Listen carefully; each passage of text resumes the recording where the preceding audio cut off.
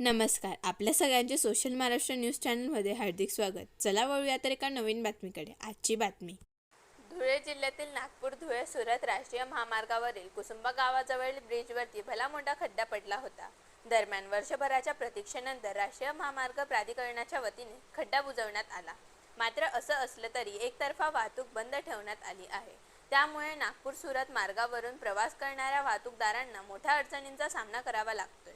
नागपूर सुरत महामार्गावरील कुसुंबा गावाजवळ लेंडे नाल्यावरती बांधण्यात आलेल्या पुलावर मोठा खड्डा पडला होता.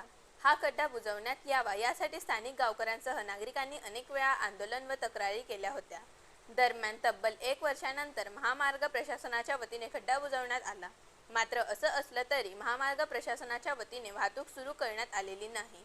त्यामुळे कुसुंबा परिसरातून महामार्गावरून एकतर्फा वाहतूक सुरू असून मोठ्या प्रमाणात वाहतुकीचा खोळंबा होतोय. त्यामुळे महामार्गावर प्रशासनाने तात्काळ पुलावरची वाहतूक सुरू करावी अशी मागणी माजी जिल्हा परिषद सदस्य संग्राम पाटील यांनी केली आहे. राष्ट्रीय महामार्ग क्रमांक 6 वरील धुळ्याकडून साक्रीकडे जाताना आणि कुसुंब्या गावाजवळ लेंडी नाल्यावरील हा जो ब्रिज आहे, या ब्रिजवर एक मोठा खड्डा पडलेला होता. या संदर्भात आम्ही निवेदन दिले, तक्रार दिली, आंदोलन केले. तेव्हा NHAIने हा खड्डा बुजण्याचं काम पूर्ण केलेलं आहे. परंतु हा खड्डा बुजला गेला आहे तरी देखील अद्यापपर्यंत ते वाहतूक मोकळी करत नाही आहेत, मुक्त पद्धतीने करत नाही आहेत. फक्त एका बाजूने दुहेरी वाहतूक सुरू आहे. यामुळे अपघाताचं प्रमाण वाढलेलं आहे. एका आमच्या लोहगड गावाचा एका जवानाला, एका तरुण मित्राला इथं जीव गमवावा लागलेला आहे. तरी NHAI ह्या असे किती जीव घेणार आहेत.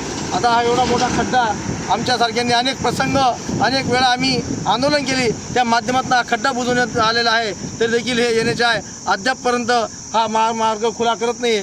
मी त्यांच्याकडे NHAIकडे मागणी करतो तर त्यांनी हा तातडीने महामार्ग खुला करावा, अन्यथा आम्हाला त्यांच्या NHAIच्या कार्यालयासमोर उपोषण करावं लागेल अशी मी त्यांना विनंती करतो आणि मागणी करतो. बातमी आवडल्यास चॅनलला लाईक व सबस्क्राईब करा व दररोज अशा नवनवीन बातम्या पाहण्यासाठी चॅनलला फॉलो करा. धन्यवाद.